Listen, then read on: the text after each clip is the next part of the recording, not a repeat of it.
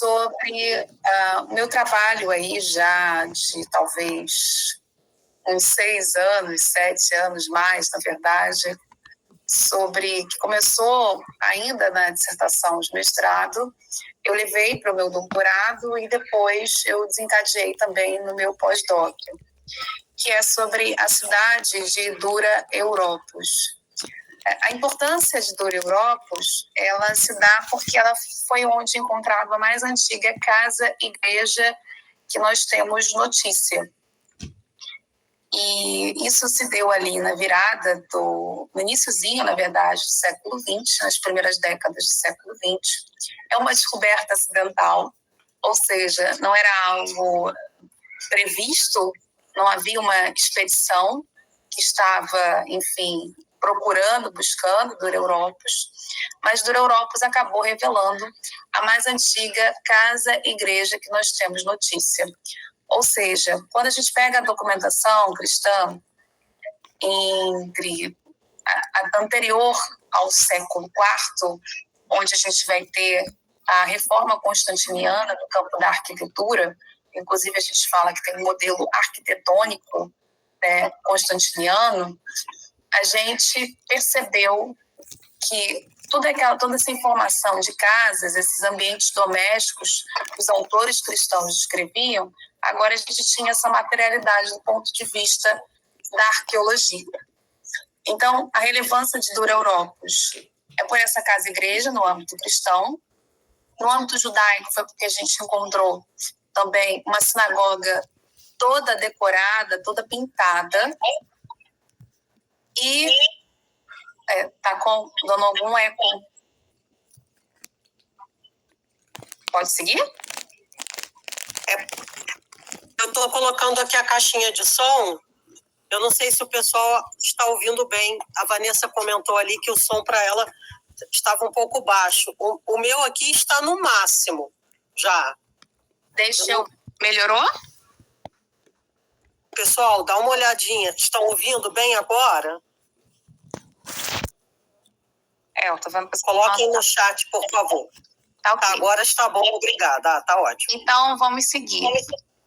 O segundo ponto que também transforma a Dura Europos em algo excepcional do ponto de vista da cultura material é ter sido encontrado uma sinagoga toda pintada.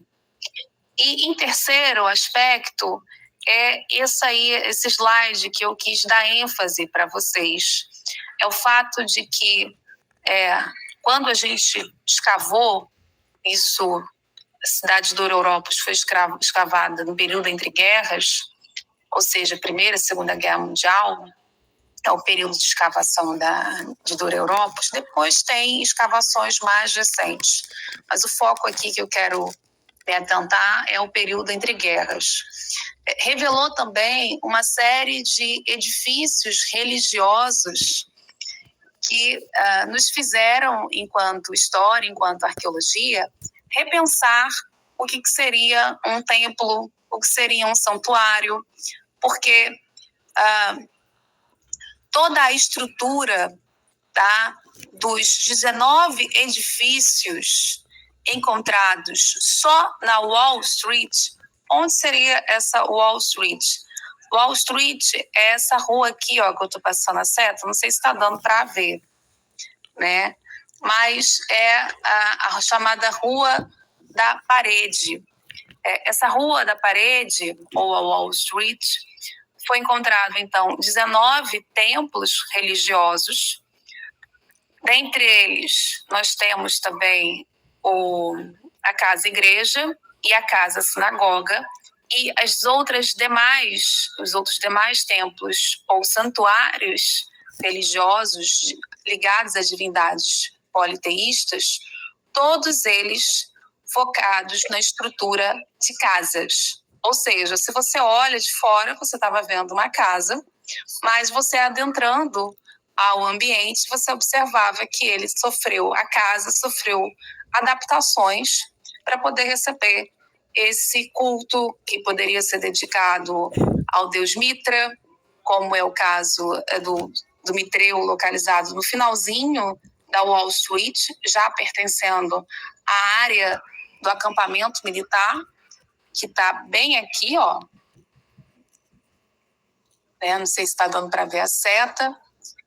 E além, por exemplo, de outros templos também dedicados a divindades locais, enfim, uma série de cultos, de espaços religiosos que eram abrigados dentro de um ambiente doméstico. Mas deixa eu só contextualizar um pouco vocês. Está dando para ver aí no mapa, né, que a cidade do Europos está nas costeiras do rio Eufrates. Então, a importância também dessa cidade é porque ela foi encontrada na região da Síria. E o seu desfecho é datado ali no contexto de século III, quando a região é saqueada pelos sassânidas.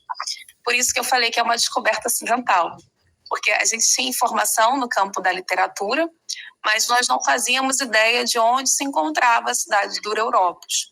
A própria terminologia Dura Europos marca dois momentos diferentes de ocupação nesse território, né, que é um território que já tem uma ocupação localizado ali já a partir do período helenístico, mas também nós temos uma intensa interação e ocupação desse território por parte do Império Persa. E é daí que eu tirei o título, né, da live, né, desse bate-papo aqui com vocês, porque ainda no doutorado eu comecei a perceber que Dura Europos, por ser um território multiétnico e de constante ocupação de diferentes povos, não dá para se falar em apenas romanização. Também não dá para se falar em apenas uma espécie de uma sananização, né, pensando aí os sassânidas. Mas é importante a gente ter uma clareza de que esse território ele sofreu constantemente diversas interações culturais. Por ser uma área de fronteira. 2, por ser um território marcadamente que serviu de base para a construção de fortes, então para a defesa das fronteiras nesse sentido, então ainda ligada ao primeiro ponto, ao primeiro aspecto. No contexto mesmo do período romano, essa região do Europa servia de uma cidade-fortaleza. Terceiro aspecto, ela, em longa duração, ela também teve uma marca muito importante enquanto uma cidade caravana. O que eu quero dizer com isso? Uma das possíveis rotas, lembrando que não havia apenas uma rota da seda, mas uma das possíveis rotas da seda no período, enfim, do contexto da antiguidade, também passava por Dura Europos.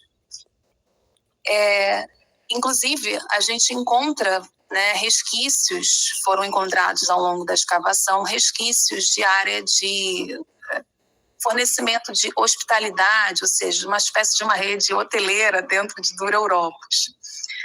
Além também de ter sido encontrado alguns afrescos, né, alguns frisos, melhor falando, que marcam essas relações de viagens de indivíduos entre impérios, ou seja, entre o Império Sassânida e o Império Romano.